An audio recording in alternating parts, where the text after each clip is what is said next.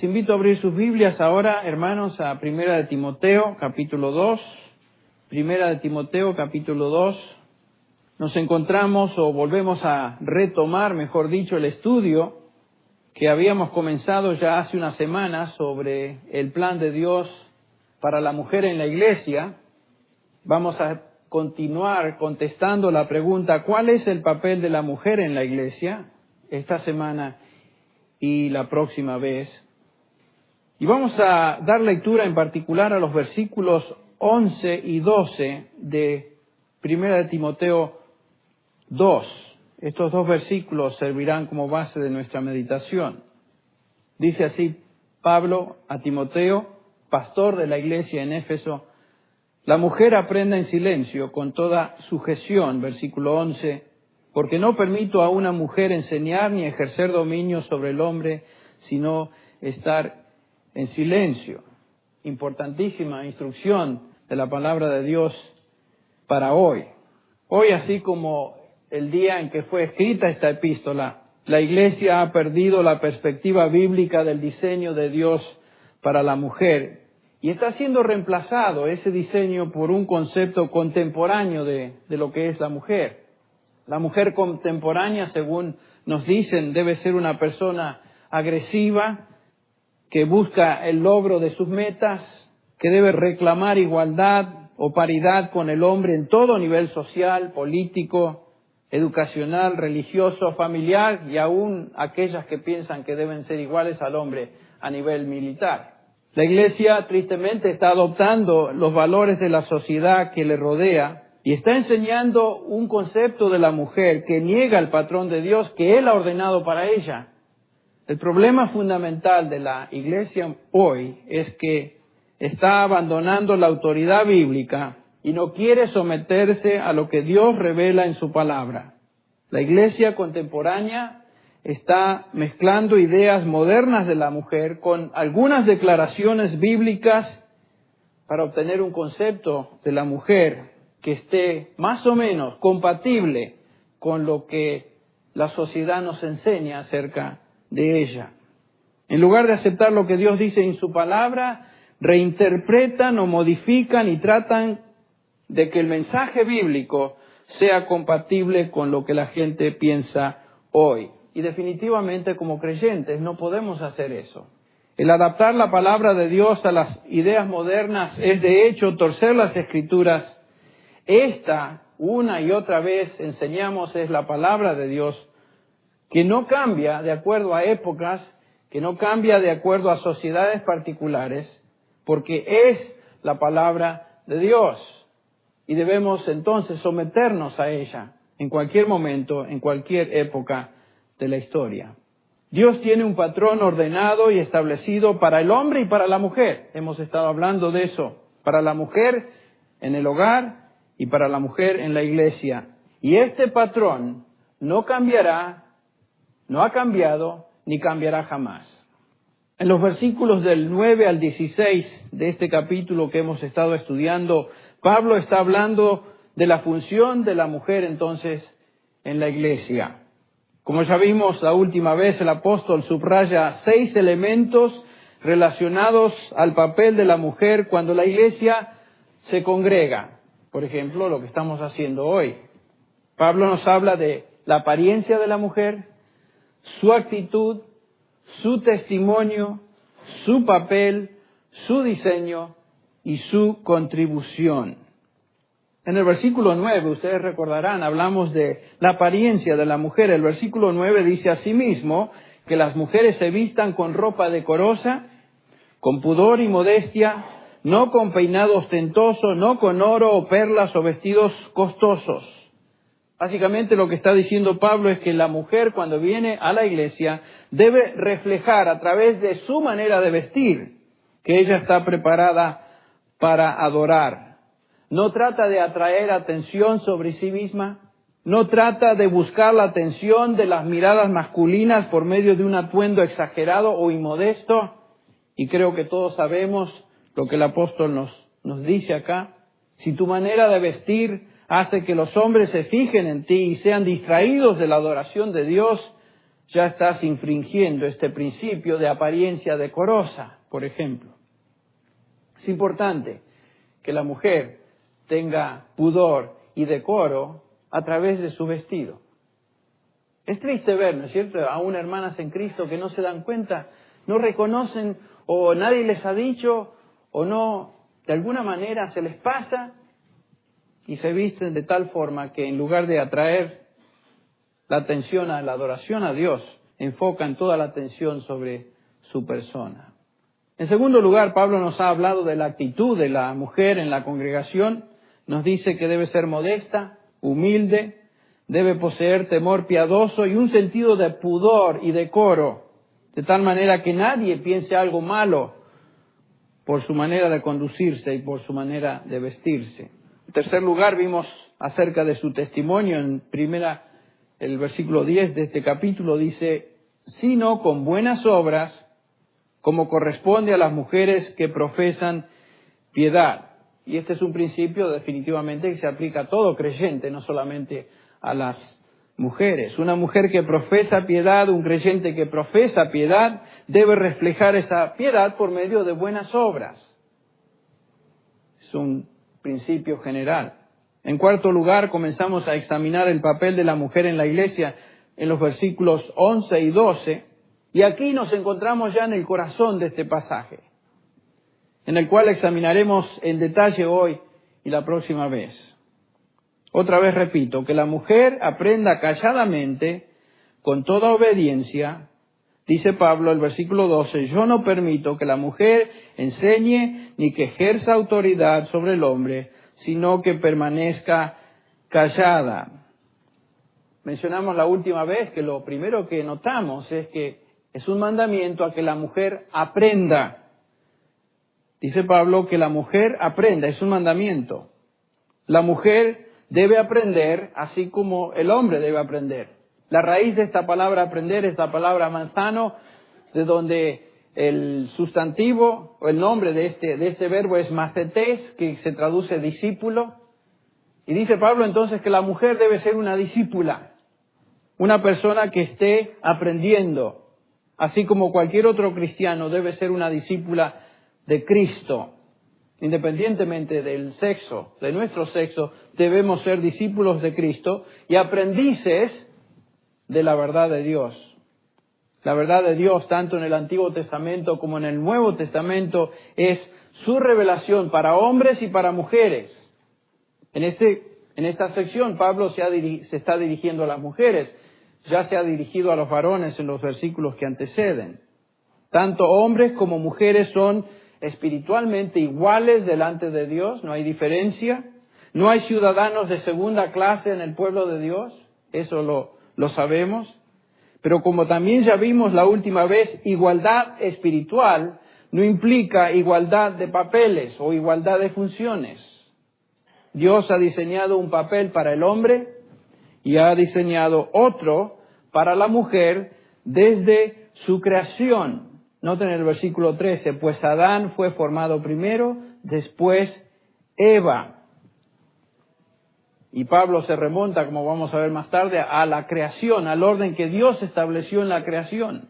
Papeles distintos, iguales delante de Dios, distintos en función. Eva fue creada para ser no líder en el contexto del hogar, sino que fue creada, ustedes recuerdan, como complemento al hombre. Te haré o le haré ayuda, ¿qué? Idónea. Ya por diseño nos podemos dar cuenta que la mujer tiene un papel de ayuda al hombre.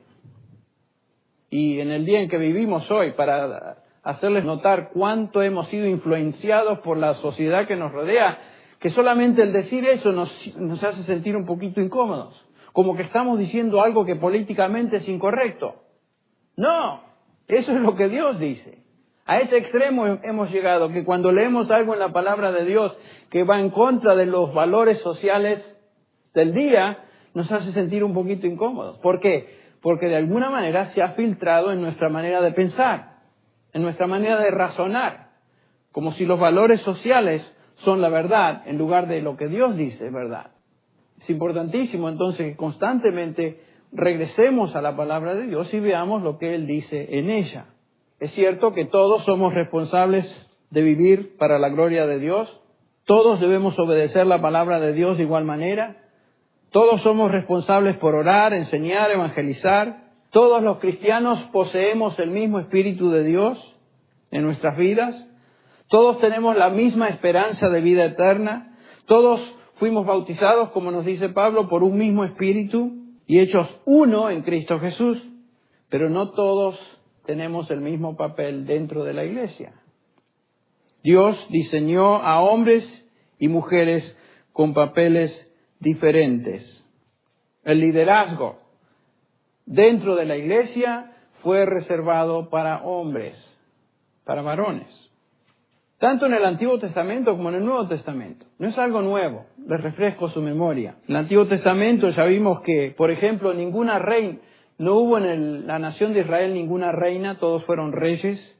No hay ninguna mujer que haya servido como sacerdotisa que cumpliera esa función dentro de las funciones religiosas de la nación. No hubo alguna mujer que haya escrito un libro del Antiguo Testamento o una porción de un libro, aunque hay 2 libros del Antiguo Testamento que llevan nombres de mujer, Esther y Ruth. No fueron escritos por ellas. No hay ninguna mujer que haya tenido un ministerio profético continuo, aunque vimos la última vez que hay 4 personas que se mencionan como profetisas. En un momento hablaron algo de Dios, pero no fue un ministerio continuo de un profeta como lo vemos en la vida de Isaías, Jeremías, todos los profetas mayores y profetas menores. En otras palabras, las responsabilidades de liderazgo dentro de la nación judía, políticas y religiosas, fueron dadas por Dios a varones. Eso es diseño de Dios. Cuando vamos al Nuevo Testamento, observamos el mismo patrón. Es obvio que todos, varones y mujeres, somos iguales ante Dios. Dice Gálatas 3:28 que no hay judío, no hay griego, no hay esclavo, ni libre, ni hombre, ni mujer, porque todos sois uno en Cristo Jesús. No hay diferencia. Pero ahí Pablo está hablando de nuestra relación espiritual delante de Dios. El hecho de que somos uno en espíritu no indica que todas las distinciones quedan a un lado. Por ejemplo, la unidad en Cristo no destruye la distinción entre judíos y gentiles. Todavía existen judíos y todavía existimos gentiles. No hay distinción entre esclavos y libres. No se rompe, mejor dicho, la distinción entre esclavos y libres. Por lo tanto, tampoco se rompe la distinción entre varón y mujer en cuanto a sus funciones. Espiritualmente, todos los cristianos somos iguales. No hay personas inferiores en el cuerpo de Cristo, pero no todos los cristianos tenemos el mismo papel. Las distinciones de nacionalidad, posición social y función dentro de su sexo aún se mantienen.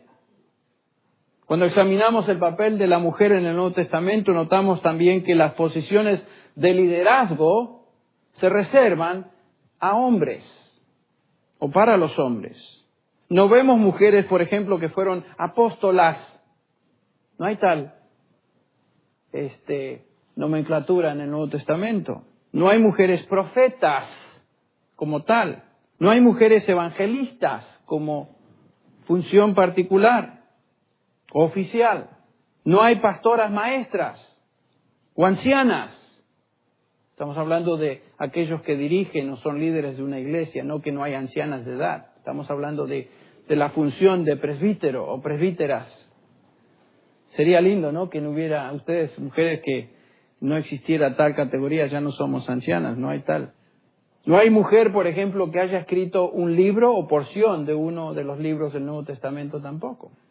En resumen, tanto en el Antiguo Testamento como en el Nuevo Testamento, la Biblia claramente nos enseña que aunque existe igualdad espiritual entre varones y mujeres, hay diferencia de función.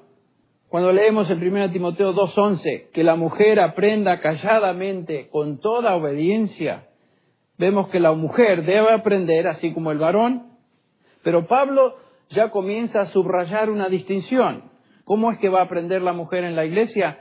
Dice que debe aprender en silencio y con toda sujeción, o calladamente con toda obediencia, otra traducción. Vamos a explicar esta frase en un instante, pero quiero que veamos algo del contexto de esta epístola. Es muy posible que en Éfeso algunas mujeres de la congregación que procedían de un trasfondo judío o un trasfondo gentil se estaban rebelando. Ustedes recuerdan que ya mencionamos que tanto en el judaísmo del primer siglo como en el mundo gentil de la época en que se escribió esta epístola, las mujeres eran consideradas como ciudadanas o personas de segunda clase en la sociedad. De repente se convierten al Señor Jesús y se les enseña que ya no hay diferencia, que son una en Cristo, y comienzan a malentender y llegar a conclusiones equivocadas.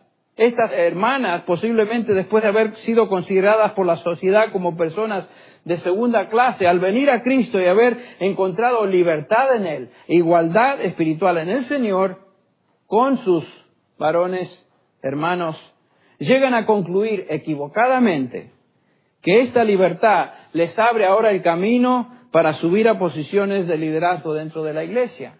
Y es justamente lo que Pablo está tratando de corregir. Timoteo tenía que confrontar esta situación y enderezar este falso concepto de igualdad. Pablo dice que las mujeres aprendan calladamente y en toda sujeción. Bueno, ¿qué es lo que está enseñando Pablo en particular? Las palabras que se traducen calladamente o en silencio, la palabra es esukia, que quiere decir silencio. Silencio. Silencio.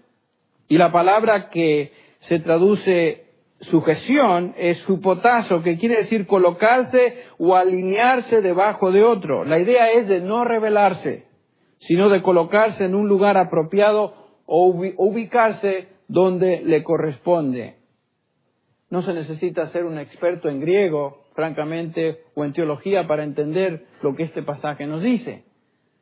Silencio quiere decir silencio y sujeción quiere decir sujeción.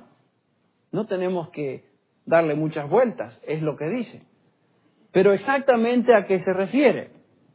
¿Está diciendo Pablo que la mujer nunca puede expresar nada dentro de la iglesia? ¿Está diciendo Pablo que no existe el lugar ni la oportunidad para que la mujer o para que una mujer exprese a través de una oración o preguntas o aún enseñanza sus dones? Como vamos a ver, esto no es lo que Pablo nos está enseñando. Entonces, ¿a qué se refiere el silencio? ¿A qué se refiere la sujeción? ¿Cómo determinamos el significado exacto de estas palabras? Qué bueno que el versículo 12 nos enseña exactamente lo que Pablo quiere decir. El versículo 12 interpreta el significado del versículo 11. El apóstol específicamente nos dice que el silencio se refiere, no permito que la mujer enseñe. El silencio tiene que ver con la enseñanza pública en la iglesia. Estamos hablando de cuando la iglesia se reúne para adorar. La mujer no puede enseñar públicamente. Eso es lo que está diciendo el versículo 12. Porque no permito a una mujer enseñar. A eso se refiere el silencio en este pasaje. Y por supuesto, con toda sujeción tiene que ver con que se sujete al liderazgo espiritual de la iglesia, a los varones. Este es el punto de la sumisión. No ejercer dominio sobre un hombre. No ejercer control sobre un hombre. O tomar el papel de liderazgo que fue reservado para los varones de la congregación. Entonces el silencio es en relación a ser maestra o ejercer una función de maestra dentro de la congregación, a toda la congregación. Y vamos a hablar de eso más la próxima vez. Pero otra vez, Dios ha diseñado un papel de sumisión para la mujer en la iglesia, no un papel de prominencia. Interesante notar cómo ese concepto está siendo invertido hoy en muchas congregaciones evangélicas o cristianas. La mujer está siendo elevada a un lugar de prominencia y liderazgo, cuando Dios dice que ese no es su lugar. Las iglesias del Nuevo Testamento no tienen mujeres como líderes oficiales de la congregación, ni mujeres pastoras, ni mujeres predicadoras. Esta función, por diseño divino, le pertenece a un varón. Ahora, hay otros pasajes que nos ayudan a entender lo que Pablo instruye en esta primera epístola de Timoteo. Por ejemplo, en 1 Corintios 14:34, tenemos ahí un versículo paralelo a lo que Pablo está enseñando aquí. 1 Corintios 14:34, dice así: las mujeres guarden silencio en las iglesias, porque no les es permitido hablar, antes bien que se sujeten, como dice también la ley. Noten que esta es una enseñanza común en el Nuevo Testamento. Y como vamos a ver, no es un invento de Pablo. Otra vez Pablo repite, la mujer debe guardar silencio en la iglesia. Alguien dirá, bueno, pero Pablo no nos da una razón.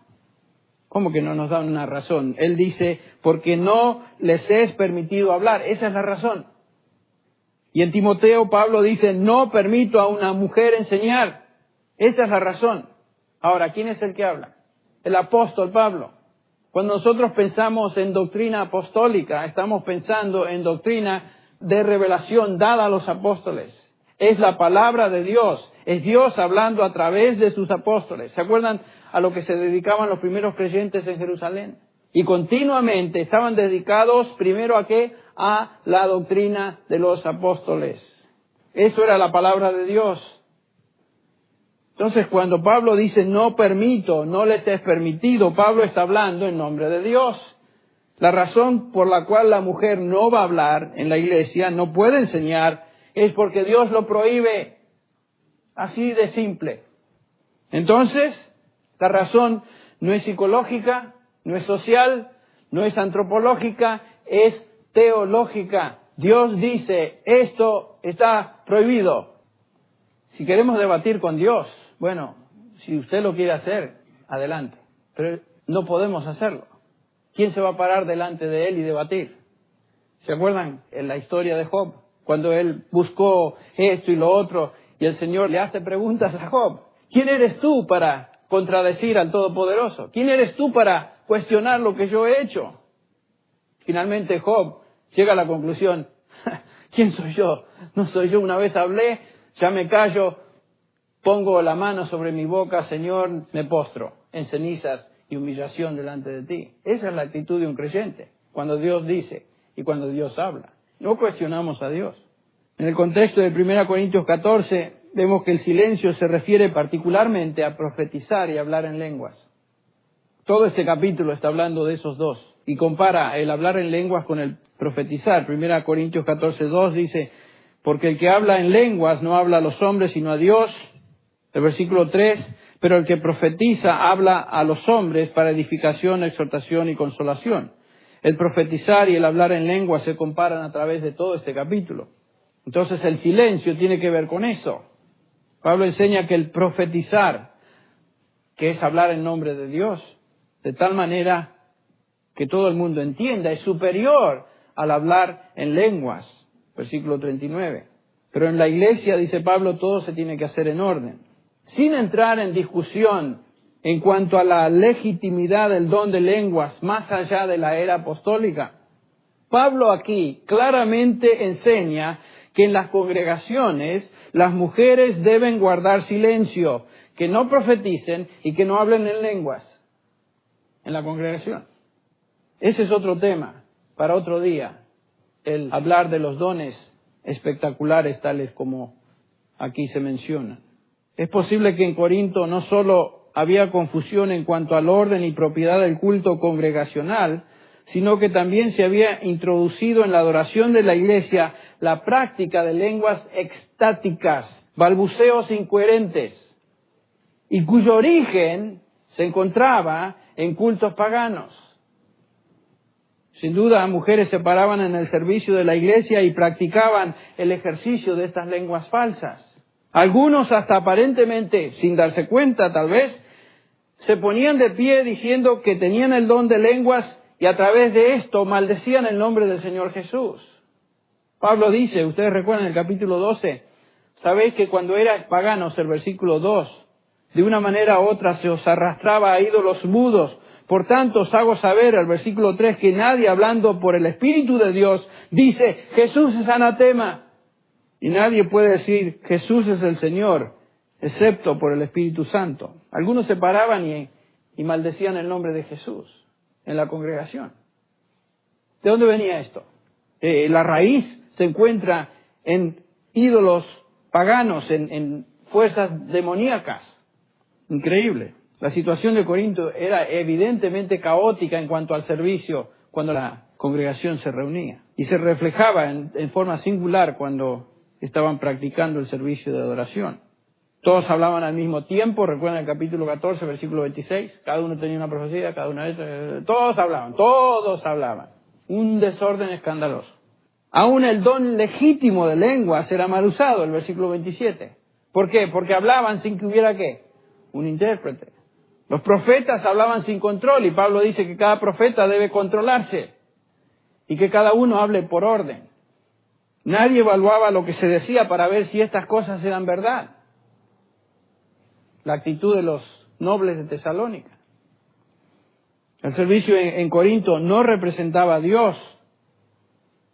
Pablo dice en el versículo 33, porque Dios no es el Dios de confusión, y se refería a ellos. Dios no es un Dios de confusión, sino de paz, como en todas las iglesias de los santos. Y en la iglesia de Corinto dominaba la confusión. Parte de esa confusión era que las mujeres profetizaban y hablaban en lenguas en la reunión de la iglesia, lo cual estaba totalmente fuera de orden con lo que Dios había establecido. Por eso Pablo dice en el versículo 34 que las mujeres guarden silencio en las iglesias, porque no les es permitido hablar. Antes bien que se sujeten. Para una mujer el hablar públicamente cuando la iglesia se reúne es una práctica que Dios no permite, lo volvemos a repetir. Es un principio que se martilla a través del Nuevo Testamento. Dios ha prohibido esta práctica en el primer siglo de la iglesia y lo prohíbe hoy. Este es un principio que Dios ha establecido para la mujer en la congregación. Ahora, como vamos a ver, esto no quiere decir que en ninguna circunstancia, en ningún lugar, en ninguna oportunidad existe el medio por la cual hermanas en Cristo puedan hablar, enseñar, expresar y hacer uso de sus dones. Vamos a ver esto. Estamos simplemente hablando de la congregación y el servicio público de todos los creyentes. 1 Timoteo entonces y en 1 Corintios Pablo está hablando que las mujeres guarden silencio, que no usurpen el lugar que les pertenece a los ancianos, pastores y maestros de la congregación. Y ellas, en lugar de someterse a eso, de alguna manera buscaban un lugar de prominencia. Ustedes recuerdan que aún el apóstol Pablo en sus viajes misioneros, si ustedes leen el libro de los Hechos, a menudo Pablo visitaba iglesias, visitaba hogares, visitaba grupos de creyentes y nos dice Pablo que dialogaba con ellos. Había una práctica de diálogo con los creyentes y por supuesto estos grupos eran grupos mixtos, mujeres y varones. Y en este contexto había la oportunidad de hacer preguntas y mencionar algo. Estaba abierto a todos. O sea que no, Pablo no se opone a eso. Otro pasaje que tal vez nos ayude a entender el concepto de silencio y sujeción. En 1 Corintios 11, comenzando con el versículo 2, leemos: os alabo porque en todo os acordáis de mí y guardáis las tradiciones con firmeza, tal como yo os las entregué. Pablo se está dirigiendo acá una vez más a los creyentes en Corinto. Y según este pasaje, el versículo 2, la mayoría de ellos guardaban las tradiciones con firmeza. Guardaban la enseñanza apostólica. Por lo general, cuando pensamos en Corinto, pensamos que todos ellos eran corruptos y todos eran carnales. Pero este pasaje nos indica que había un gran número de cristianos en Corinto que eran obedientes a la enseñanza bíblica, que habían recibido la enseñanza del apóstol Pablo. Sin embargo, entre otras cosas, los corintios, particularmente algunas mujeres de la congregación, quienes al igual que las creyentes en Éfeso, habían sido liberadas por el Señor Jesús y habían sido colocadas espiritualmente al mismo nivel que los varones, llegaron a entender que su posición era igual al de los varones dentro de la iglesia y no se sometían. Otra vez, la igualdad espiritual no equivalía a igualdad de función en la iglesia. Y Pablo ilustra esta verdad. Me encanta la ilustración que usa porque realmente confirma y afirma la diferencia de función a pesar de que hay unidad. Fíjense, Pablo usa la Trinidad como ejemplo. Versículo 3 del capítulo 11. Quiero que sepáis que la cabeza de todo hombre es Cristo, y la cabeza de la mujer es el hombre, y la cabeza de Cristo es Dios. Nadie discutiría. Ningún cristiano se atrevería a cuestionar el hecho de que Cristo y Dios son uno en esencia. Si usted cuestiona eso y no cree eso, usted no es cristiano. Es fundamental creer que Padre e Hijo son uno en esencia. El Padre y yo, dice Cristo, somos ¿qué? Uno. Sin embargo, aún dentro de esa relación trinitaria, existe un orden. Dios Padre es la cabeza de Cristo y Cristo se somete a su Padre. Pregunta, ¿es Cristo inferior al Padre? No, son uno. Sin embargo, hay un orden en cuanto a las funciones del Padre, del Hijo y del Espíritu Santo. Y cada uno de los miembros de la Trinidad funcionan dentro de esa relación. Unos en esencia, distintos en función. El Señor Jesús, ¿se acuerdan? Dijo, yo no vine a hacer la voluntad mía sobre este mundo, yo vine a hacer la voluntad ¿de quién? Del Padre, quien me envió aún en su ministerio terrenal. Constantemente el Señor Jesucristo demostró esa relación, ese orden de sumisión a la voluntad del Padre. No estaba diciendo Jesús que Él era inferior al Padre, estaba diciendo, yo estoy funcionando dentro del esquema, dentro del diseño, en la relación trinitaria. Es todo lo que estoy haciendo. Y ahora, Pablo entonces usa esa ilustración y la aplica a la relación entre hombres y mujeres. Versículo 3, pero quiero que sepáis que la cabeza de todo hombre es Cristo y la cabeza de la mujer es el hombre. Existe un orden entre la función de la mujer y la función del hombre también. El hombre es la cabeza de la mujer y la mujer debe manifestar sumisión al hombre. ¿Por qué es eso tan difícil de entender? Bueno, lo que pasa es que estamos luchando con nuestra tendencia nuestra lucha que viene desde Génesis 3 en adelante. La lucha constante, la mujer quiere ser igual o superior a su esposo y el esposo constantemente le va a remachar. Y esa lucha de Génesis 3 en adelante continúa hasta que el Señor venga. Por supuesto, en la relación matrimonial cristiana, como tuvimos algunos de nosotros el privilegio de participar ayer, vimos una vez más que esa relación se restaura en Cristo Jesús. Y existe otra vez la posibilidad de volver al diseño original. El hombre es el líder y la mujer se sujeta a ese liderazgo.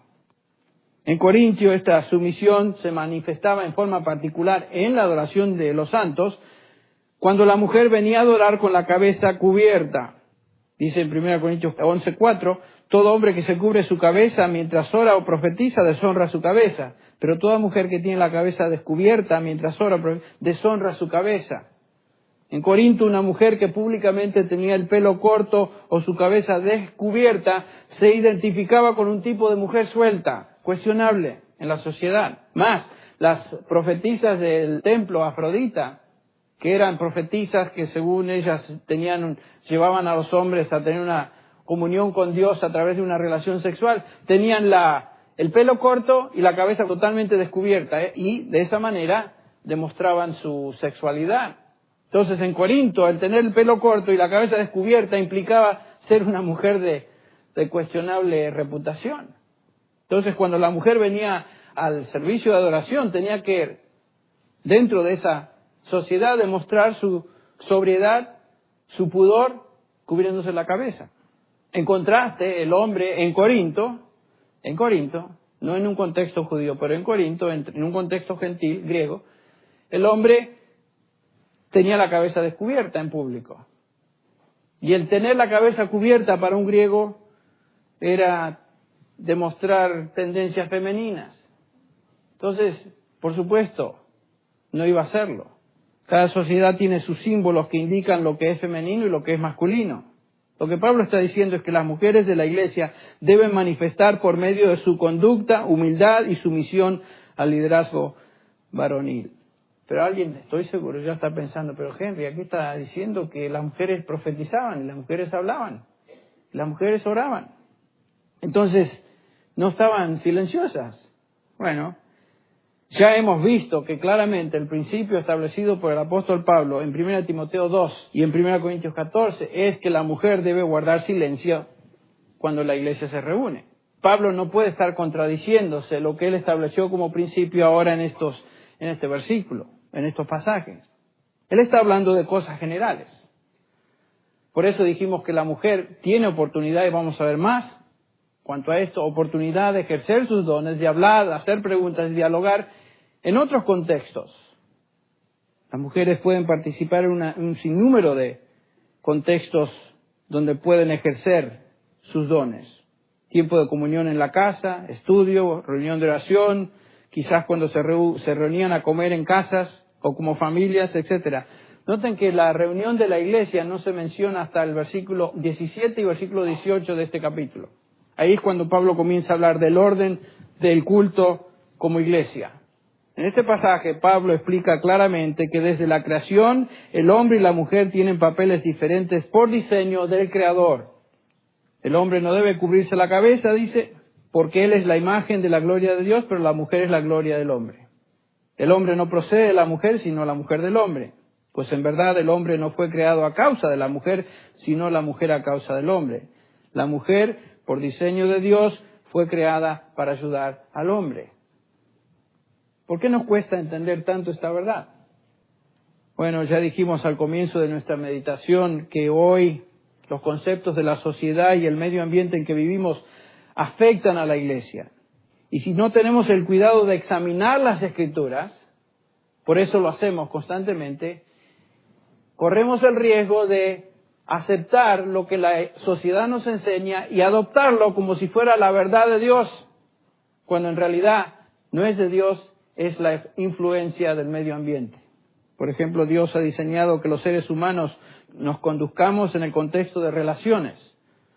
Todo en la Escritura está establecido en términos de relaciones, familias, padres, hijos, esposos, esposas, gobierno, ciudadanos, etc. Cada persona está relacionada en diferentes niveles con otros. Y en estas relaciones hay diferentes papeles.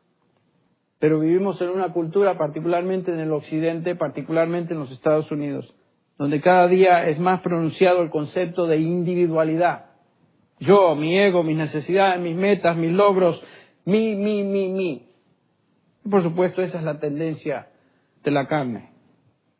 Cada uno de nosotros, si somos honestos con nosotros mismos, nos damos cuenta cómo a menudo caemos en esa tendencia de fijarme en mí primero, y lo que yo pienso y lo que yo quiero, y en segundo lugar, los demás.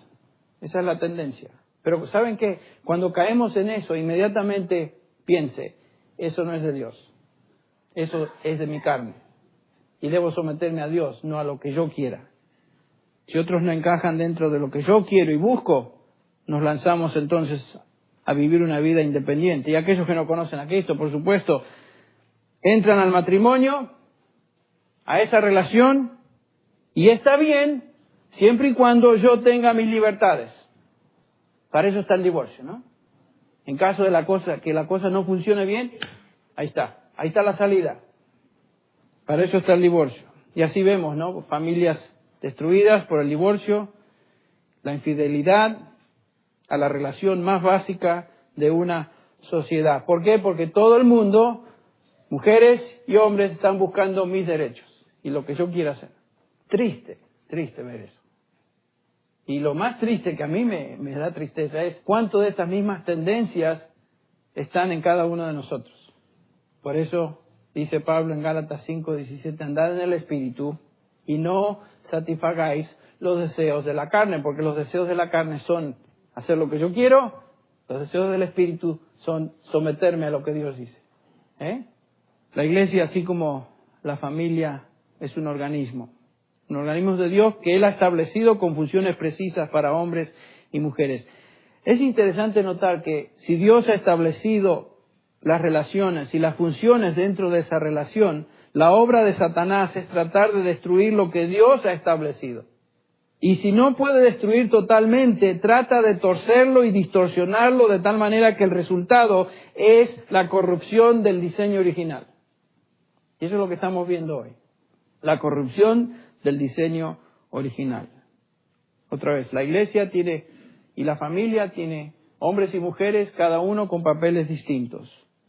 Dios ha establecido que el hombre tenga el papel de liderazgo en ambos, la familia y la iglesia, y la mujer el papel de sumisión. En la iglesia, cuando ésta se reúne, Dios establece que la mujer aprenda en silencio. Es lo que estamos viendo. Y como vimos, el silencio específicamente se relaciona a enseñar en público o ejercer liderazgo público. Como vamos a ver la próxima semana, se refiere en particular a una responsabilidad continua de enseñanza. En otras palabras, que no sea la maestra oficial de la iglesia. Esta responsabilidad de enseñar fue dada a los ancianos, a los maestros de la iglesia. Y esta enseñanza, por supuesto, que estamos viendo en esta mañana, es coherente con lo que toda la Biblia nos dice acerca del papel de la mujer dentro del pueblo de Dios, Antiguo Testamento o Nuevo Testamento. Este es el patrón divino en cuanto al orden de la adoración en la iglesia. Algunas de ustedes se estarán preguntando, ¿por qué será entonces que Dios le dio a los varones todo lo mejor? Todo lo bueno. Y yo me tengo que ajustar aquí, sentarme callado un momento y no puedo decir nada. ¿Cuál es mi contribución? ¿Qué es lo que Dios me dio a mí? Bueno, esa es la pregunta que vamos a contestar la próxima vez, porque no tenemos tiempo para desarrollar el tema hoy. Pero no tenemos que sentirnos como que somos de segunda clase. Dios tiene un diseño para el hombre, para la mujer, y dentro y solo dentro de ese diseño nos sentimos gozosos, realizados, contentos, felices, porque estamos viviendo de acuerdo al patrón que Él diseñó, y no una distorsión de un patrón que yo inventé o la sociedad inventó por mí.